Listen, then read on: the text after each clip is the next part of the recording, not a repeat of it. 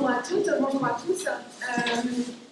Donc juste quelques mots sur la Fondation C'est Génial. C'est une fondation reconnue d'utilité publique qui a été créée il y a 10 ans et qui a la particularité d'avoir été créée par des entreprises en partenariat avec le ministère de l'Enseignement supérieur et de la Recherche.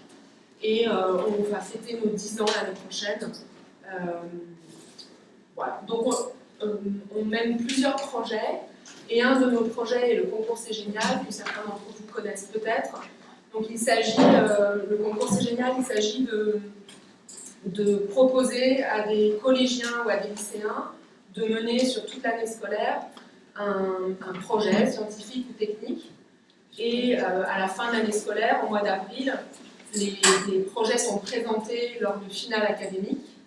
Donc toutes les académies de France et d'outre-mer organise une finale et c'est une occasion pour les élèves de présenter leur projet éventuellement à du public et évidemment devant un jury. Et chaque lauréat de chaque finale académique vient ensuite à Paris pour la finale nationale qui est au mois de mai. Donc c'est un projet que l'on mène en partenariat avec un dispositif ministériel qui s'appelle Science à l'école et qui donc, Science à l'école, va s'occuper essentiellement de la relation, de l'organisation et de la relation avec les établissements scolaires. Et le fait qu'on ait ce partenariat, c'est important dans ce que je vais dire par la suite.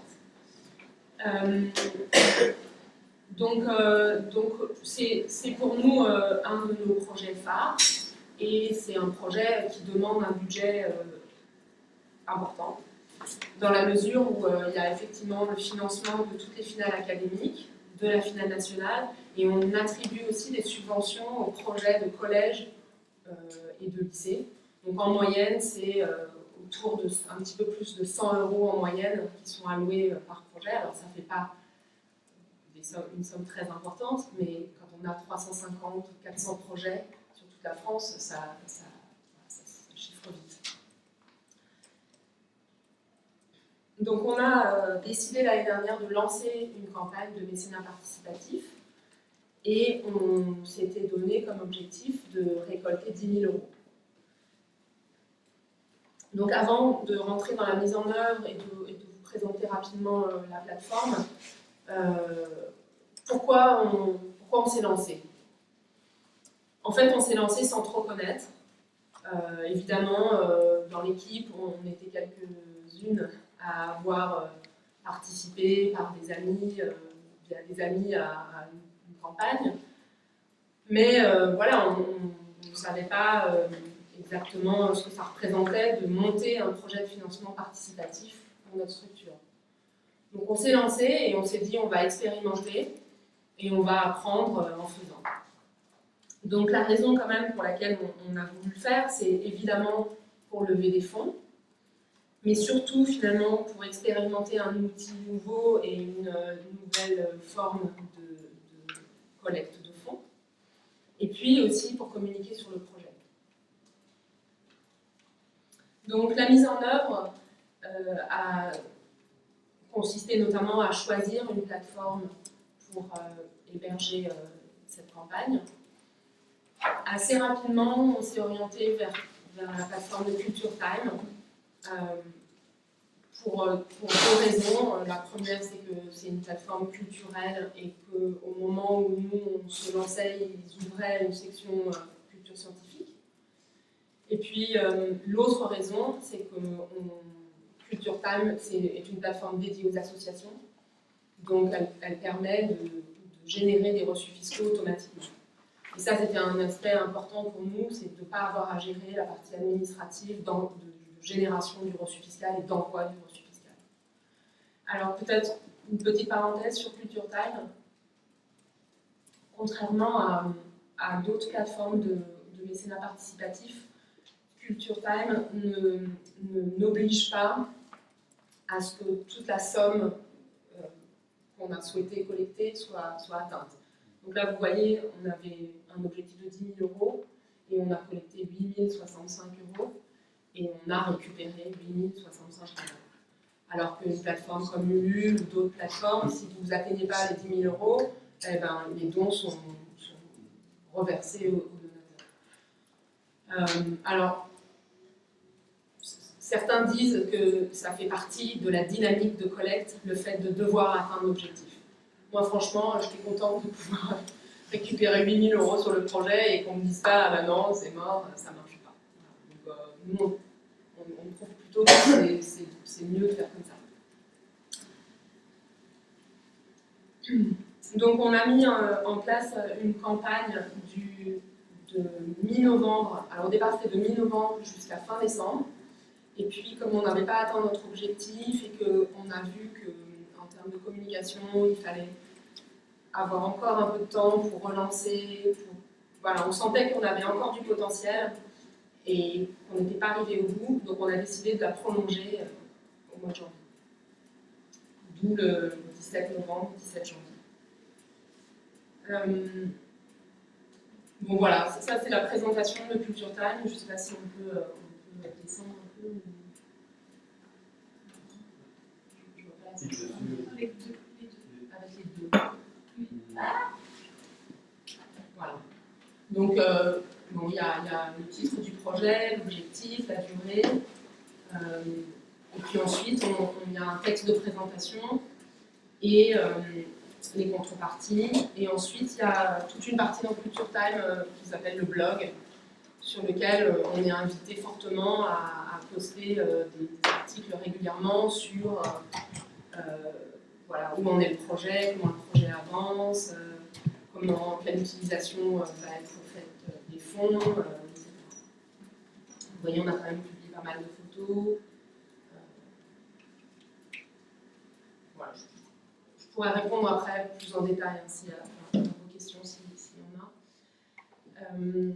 Ce que je voulais dire, c'est qu'on a quand même passé beaucoup de temps pour rédiger le projet, puisque donc le concours C'est Génial, c'est un concours annuel, et il fallait trouver un moyen d'expliquer pourquoi on avait besoin des sous, sur quelle partie du programme on allait l'affecter. Donc on a décidé l'année dernière d'affecter des fonds sur toutes les subventions qu'on donne au projet, les fameux 100 € qu'on alloue au collège et au lycée. Ensuite, on a passé aussi beaucoup de temps sur la définition des contreparties.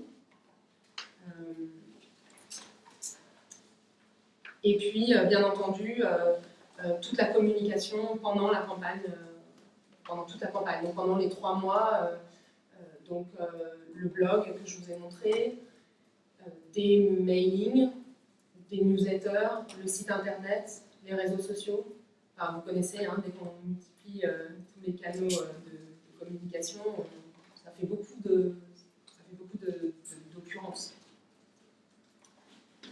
Donc en termes de résultats, vous avez vu, on a récolté 8 000 €, c'est-à-dire 6% du budget que C'est Génial alloue au projet. Sachant que notre partenaire Sciences à l'école alloue aussi un montant pour ce projet, donc si je prends les 8 000 € sur l'ensemble, c'est encore moins. Mais disons que sur la contribution de C'est Génial, de la fondation C'est Génial, on est à 6% du budget. Donc c'est pas beaucoup, c'est pas beaucoup. On a eu 48 donateurs et 3 entreprises sur ces 48. Et ces 3 entreprises ont donné 3 300 €. Donc en fait, on a 3 entreprises qui ont donné plus d'un tiers du montant et 45 donateurs qui ont donné les 2 tiers. Donc, bon. Et les 3 entreprises, on les a obtenues plus facilement, avec moins de temps que les 45 donateurs particuliers. Donc, voilà. Mais, donc, voilà, le don moyen des particuliers est d'environ 100 €. Concernant les apports pour la fondation et pour le projet, bien entendu, 8 000 € récoltés, c'est un bon résultat. Culture Time nous avait dit 10 000 € c'est beaucoup trop. Ils avaient voulu qu'on baisse cet objectif. Et voilà, nous, on considérait que c'était un projet national, qu'on pouvait toucher toutes les académies, toutes les régions, du coup, on était vraiment motivés pour obtenir 10 000 euros. Et on en a eu 8 000 et on était vraiment satisfaits de ce résultat. Et puis dans les apports, le fait de lancer une campagne de mécénat participatif, c'était bien perçu de la part de nos partenaires, et notamment de nos partenaires financiers. Le fait bon, déjà, il y a un côté d'être une structure qui est dans le pouls, d'aller vers ce type de collecte. Et puis, ça leur montre que voilà, on ne s'arrête pas à un type de financement, on va diversifier nos financements. Donc, c'était perçu très positivement. Dans les points, par contre, de difficulté, une des principales difficultés qu'on a rencontrées, c'est la réticence de notre partenaire Sciences à l'école à aller vers ce type de projet, essentiellement parce que l'éducation nationale et le corps enseignant, tous les enseignants à qui il s'adresse, allaient mal percevoir le fait qu'on sollicite du financement pour un projet qui se déroule à l'école, pendant le temps scolaire ou hors temps scolaire. Et ensuite, quand on a fait notre communication à nos cercles, à notre communauté, on s'est rendu compte que toute la communauté des enseignants ne réagissait pas bien à la campagne. Donc en fait, on s'est quand même privé de la moitié de notre base, de notre cible. Donc ça a quand même été un coup dur de se rendre compte qu'on avait basé notre communication sur, notre campagne sur environ 6 000 personnes dans notre communauté, et que sur ces 6 000, il y en a 3 000 qui allaient en gros effacer nos mails tout de suite.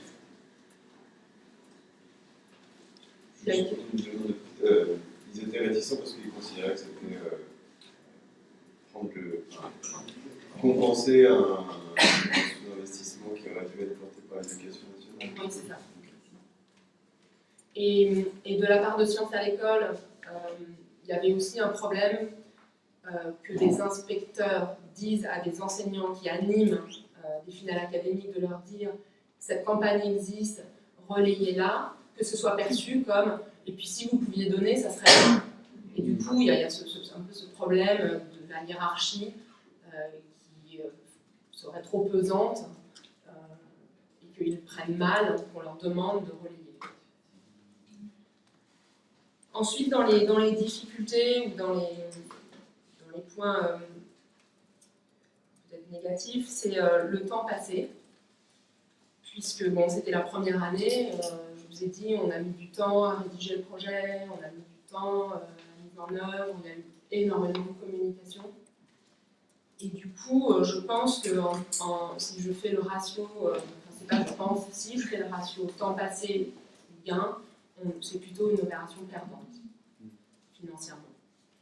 En revanche, il faut évidemment élargir le cadran. Il y a un cadran économique, mais il y a aussi bien entendu le lien qu'on crée avec son réseau, l'adhésion interne à l'équipe et puis l'adhésion de nos partenaires.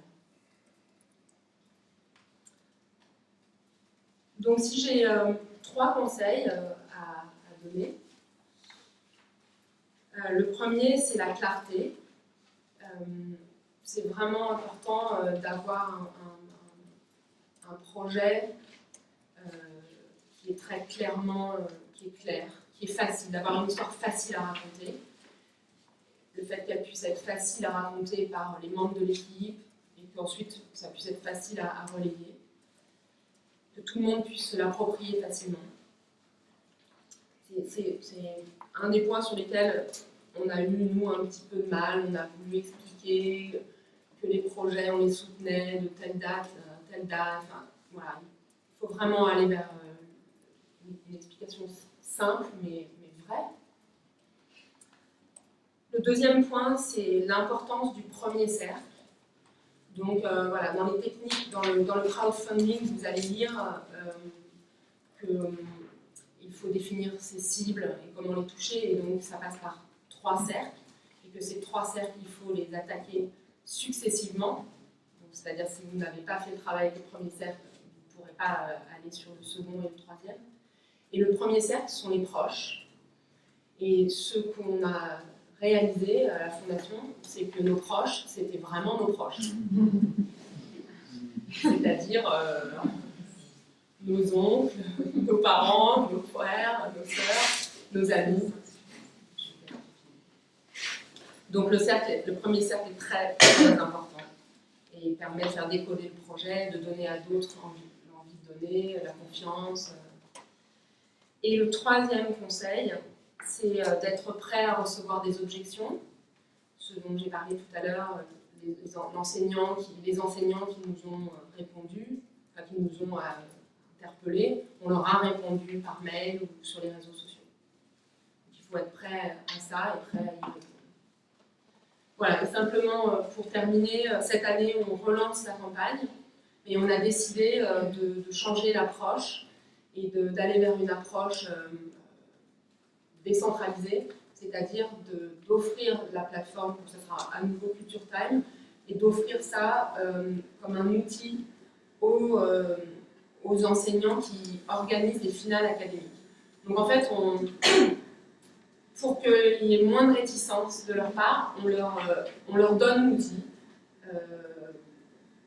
puisque de toute façon, ils vont chercher du financement, notamment des entreprises. Donc en gros, ils vont pouvoir utiliser cet outil pour collecter des fonds et éventuellement du financement des particuliers. Si je comprends bien, vous faites des mini opérations crowdfunding en fait. Oui, alors. Ça, vous allez les. En fait, la seule différence, c'est le descriptif global est le même, simplement le don est fléché. C'est-à-dire à la fin, il faut affecter son don sur l'Académie de Toulouse ou l'Académie de Reims. Voilà. C'est porté sur un seul. Oui. Cette année, on expérimente ça, mais logiquement, il faudra faire des mini-plateformes pour que chaque académie puisse aussi publier. Mais ça, il y a du développement pour pouvoir faire ça. Moi, j'ai une question. Les questions, peut-être qu'on les prendra après. Je pense que c'est en fait, la question, c'est qui sont les donneurs individuels. Je pense que c'est important de parce que vous pouvez le faire, savoir qui sont. Et deuxièmement, dire que les enseignants, en fait, ont beaucoup l'habitude d'utiliser les plateformes pour leur projet. C'est-à-dire que, je sais pas, moi, dans mon département, c'est systématique, quasiment, ils utilisent ces plateformes-là pour financer les projets des établissements. C'est très, très, très, très cool. Moi, j'ai une autre question. Tu réponds pour les donateurs individuels. Pour savoir qui sont les donateurs, je dis que 60%, c'est quand même nos proches, 70%. Donc, vos proches à vous de l'équipe? Oui. Pas des enfants qui vont concourir? Non. Est-ce que justement les enfants, comme vous le réitérez, vous allez les solliciter, les mobiliser pour que eux, de leur côté, ils fassent un petit peu la communication aussi et que leurs proches. Voilà. Ce soit pas toujours. C'est ce qu'on aimerait faire. Mais un peu une fois de plus, on s'est heurté à cette difficulté, je pense peut-être d'une partie des membres de l'éducation nationale, d'une partie qui mettent peut-être des freins là où en réalité il n'y en a pas. Non, mais le fait de flécher les financements, je pense que ça va donner les frais. Parce que j'imagine que tu un enseignant dire à quoi ça sert si ça va au national. Je ne vais pas me casser la tête si ça va au national, alors que si ça va pour eux, ça va les. Une dernière question, puis après. Je voudrais savoir quelle est, parce que tu n'as pas trop parlé de la façon dont se passait la conception avec Culture Time. Quel est leur investissement? Qu'est-ce qu'ils t'ont apporté au moment où tu montais le projet? Parce que je pense que les plateformes, c'est très différent. Donc Julie est là, qui travaille avec Génial, et c'est elle qui a mené la plateforme. Tu peux répondre à cette question, Julie? Oui, bonjour à tous. Donc en fait la plateforme, nous on avait choisi la première année, comme Hélène vous l'a dit, c'était la première fois qu'on lançait le projet. On a choisi d'être accompagnés. Voilà, ça fait partie, financièrement c'est un petit peu plus lourd, il y avait une somme à payer pour être accompagné par Culture Time. Donc, le coaching. Voilà, une forme de coaching. Donc ils nous ont fourni un programme à suivre avec par exemple prévoir à quelle date on allait tweeter, poster sur Facebook, quel type de message on allait lancer et à quelle période. On pouvait les appeler assez souvent aussi, dès qu'on avait un souci, ils étaient très disponibles pour répondre à nos questions, parce que en fait, quand on crée le programme, ça paraît simple, on se dit, bah, une semaine avant le lancement, on va dire à tout le monde, c'est super, dans une semaine, vous pourrez donner. Et puis la première semaine, on va dire, c'est super, vous pouvez donner dès aujourd'hui. Et en fait, quand on n'a pas forcément de retour, parce que sincèrement, voilà, faut pas, enfin, nous, en tout cas, notre cas, on n'a pas eu des retours immédiats, ni forcément très enthousiastes. Donc, on a un peu, pas paniqué, mais au début, on s'est un peu Vous avez posé la commencé le question. 17 novembre. Hein. Oui. Et nous, Oui. on ne soit pas tout à l'heure, mais nous, après le 13 novembre, ça fait ça. On a décalé d'ailleurs le début, hein. On avait décalé de quelques jours le début. C'est vrai que voilà, au niveau des dates, on a eu, voilà, on a eu forcément quelques soucis en 2015. Mais voilà, c'est vrai qu'on a, au niveau de Culture Time, on a eu vraiment cette approche-là de nous aider pas à pas, mais ça ne fait pas tout. Et voilà, ce qu'on a compris vraiment aussi, c'est qu'il fallait se donner, même personnellement, il faut y mettre du sien et y aller. Et puis, si personne ne répond, c'est pas grave. En fait, il faut savoir que les gens ne vont pas forcément revenir vers vous en vous disant c'est super ce que vous faites. Il faut continuellement aller vers eux et c'est en discutant qu'au bout d'un moment, vous dire oh, j'ai vu que vous avez une campagne, c'est très bien. Mais vous n'allez pas forcément avoir 12 000 likes sur les réseaux sociaux. Enfin, voilà. C'est un peu lourd à porter, mais ça donne. Enfin, voilà, on est très heureux d'avoir eu ces 8 000 € de ce côté-là. Oui, on a un peu ramé. Mais après, une fois que c'est lancé, une fois que les gens sont intéressés, on se rend compte qu'ils sont passionnés par ce qu'on leur propose. Et c'est ça aussi qui est important, c'est que si votre projet il vous passionne, il va passionner aussi les personnes que vous allez